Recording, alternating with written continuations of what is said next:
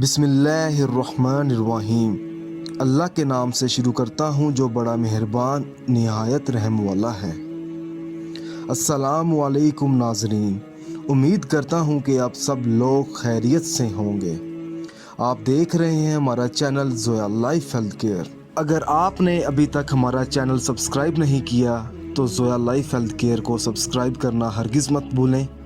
Subscribe करने के बाद मज़ीद नोटिफिकेशंस हासिल करने के लिए बेल आइकॉन को दबाएं। आज हम इस वीडियो में आपको दुश्मन के दिल में मोहब्बत पैदा करने के लिए एक आसान सा अमल बताएंगे और ये अमल आपने सहरी के बाद करना है। नाज़रीन, मेरी कोशिश यही है कि मैं आपको छोटे से छोटा अमल बताऊं और इस वीडियो को जल्द से जल्द ख़त्म करूं।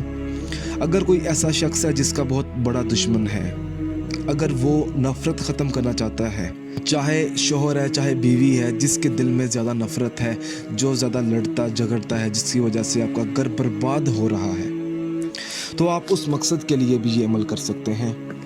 अमल बताने से पहले मैं आपको कुछ ज़रूरी बातें बता दूं। इस वीडियो को आखिर तक देखें ताकि आपको सही तरीके से समझ आ सके कि आपने अमल किस तरह करना है। ये वजीफ़ा आपने बावजू हालत में करना है और वजीफ़ा करने से पहले ये जान लें कि ये अमल किस मकसद के लिए है, क्योंकि हर वजीफ़ा हर अमल आपने अपने जायज़ मकसद के लिए करना है और इस अमल के साथ आपने 5 वक़्त की नमाज भी अदा करनी होगी। आपको इस वजीफ़े को आपने इसी तरीके से पढ़ना है जिस तरीके से मैं अभी आपको बताऊंगा।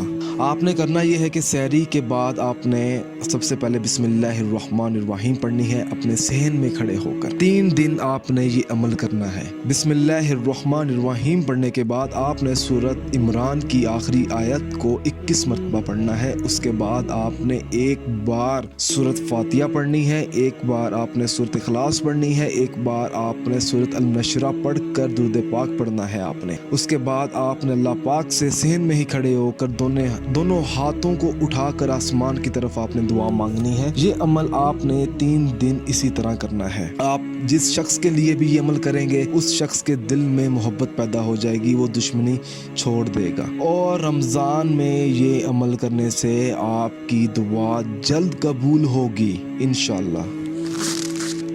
अगर आप इस अमल के बारे में मुझसे कुछ भी पूछना चाहते हैं या कोई ऐसी चीज़ है जो आपको समझ ना आई हो तो आप मुझे इस वीडियो के नीचे कमेंट कर सकते हैं ताकि मैं आपको समझा सकूं।